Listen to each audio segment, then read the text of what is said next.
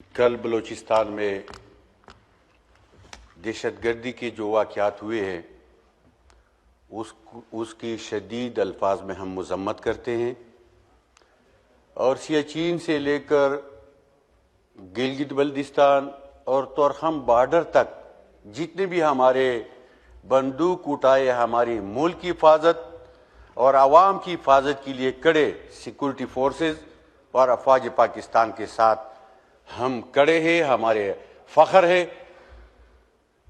जनाब स्पीकर साहब, इन वाक़यात को रोकने के लिए पाकिस्तान एक सुपर पावर मुल्क है और उसमें तमाम इदारे मौजूद है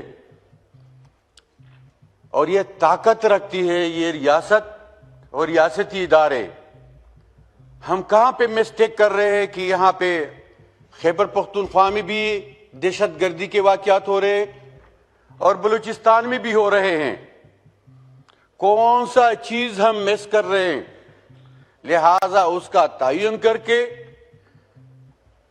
एक स्ट्रेटजी बना के इन दहशतगर्दों के खिलाफ पूरी कुव्वत के साथ, ताकि रोज हमारे बेगुनाह बावर्दी और सिविलियन ये शहीद न हो, इस मुल्क में अमन हो, यहाँ शांति हो और इसमें तमाम बसने वालों को एक पुरसुकून और पुरअमन माहौल मिले।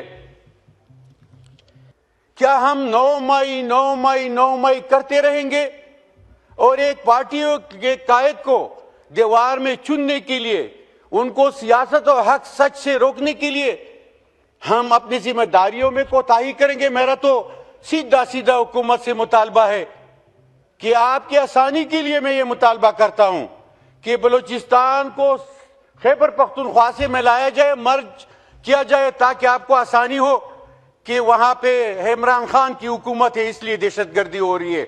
इनकी जिम्मेदारी है कि नहीं है? यहां पे चौधरी साहब बैठे हुए स्टेट मिनिस्टर है, अब भी गप्पे लगाते हैं और साथ फजल चौधरी भी है।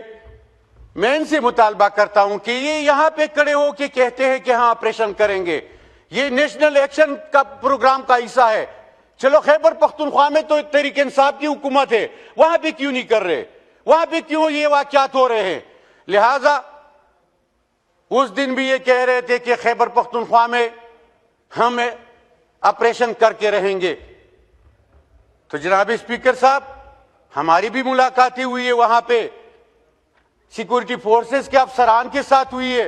वहां पे जो जरगा बैठाया गया और उनके फैसले आए कि 10 जनवरी को ये इनखिला करेंगे और भी वफाकी हुकूमत कह रही है कि हमने तो ऑपरेशन का नाम भी नहीं लिया, ये तो खुद ही वहां पे सर्दियों की वजह से निकल आए। वहां पे तो हम जो है ना इंटेलिजेंस बेस्ड ऑपरेशन करना चाहते हैं। तो लिहाजा मेरा सवाल है कि संजीदगी कब आएगी? ये रियासत कब तक ये ड्रामे करेंगे? ये हुकूमत कब तक ये ड्रामे करेंगे?